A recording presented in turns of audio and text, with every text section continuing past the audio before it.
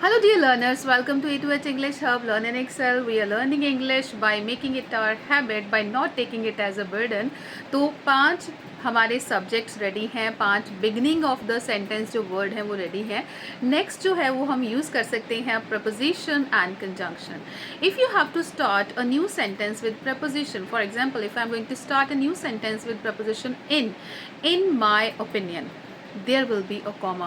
There are so many students who are creating problem by not using proper punctuation marks, by using or by starting a particular sentence from preposition. अगर आप preposition से एक नया sentence शुरू करते हो तो आप जो पंचुएशन मार्क्स हैं वो सही नहीं लगाते, या फिर कई बार क्या होता है कि बच्चे जो हैं, या obviously whoever is presenting at any of the level, national, international, school, college, as I am already telling you, so वहाँ पे हम क्या करते हैं कि प्रेपोजिशन से सेंटेंस तो स्टार्ट कर लेते हैं, लेकिन आगे जाके हमें कॉमा और कैपिटलाइजेशन का कन्फ्यूजन रहता है. तो जब भी इसका हाफ पोर्शन कंप्लीट होता है, जैसे कि इन माई ओपिनियन, मेरे विचार में, तो कॉमा और नेक्स्ट जो वर्ड है उसको कैपिटल करने की ज़रूरत नहीं है बिल्कुल भी.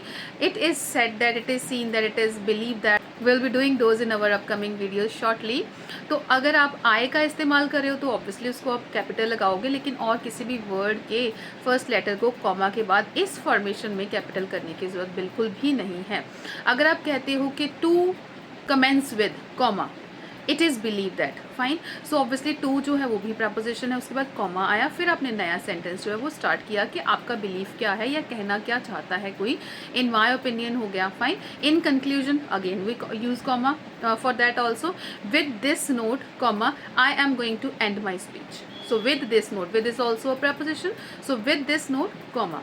It means you should know कि ये फॉर्मेशन बहुत ही ब्यूटीफुल है, और अगर आपने वेराइटी ऑफ सेंटेंस इस्तेमाल करना है तो ये बहुत ही ज़्यादा हेल्पफुल, बहुत ही ज़्यादा कारगर टेक्निक है कि आप बहुत सारे सेंटेंसेस इसमें ऐड ऑन कर सकते हो. और प्रपोजिशन के साथ जब आप सेंटेंस ऐड करते हो तो ये चीज़ आप ऐड ऑन करोगे. तो practice shortly will be doing of it as well, because there are so many prepositions. So now next turning to the conjunction. There are so many conjunctions as in my previous videos I told you कि बहुत सारे connectors होते हैं, बहुत सारे conjunctions होते हैं जिनको हम इंग्लिश को अच्छा करने के लिए और इम्प्रूवमेंट लेके आने के लिए यूज़ करते हैं. लेकिन यहाँ we are talking just about the conjunction और प्रपोजिशन और एनी ऑफ द वर्ड जो सेंटेंस के शुरू में हम लगा सकते हैं, उनकी हम बात करते हैं. As long as my opinion is concern.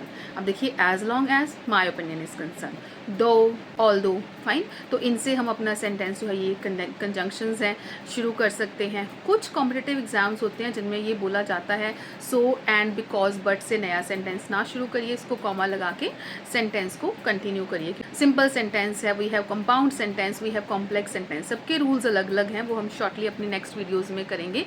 तो यहाँ तक हमने क्या सीखा है, 5 वर्ड्स जो प्रीवियस वीडियो में हमने डिस्कस किए हैं, जो हम एज अ सब्जेक्ट लेके जा सकते हैं, और 2 वर्ड्स आज जो हमने किए हैं वो है कंजंक्शन एंड प्रेपोजिशन, जिनसे आप अपना नया सेंटेंस जो है वो स्टार्ट कर सकते हो.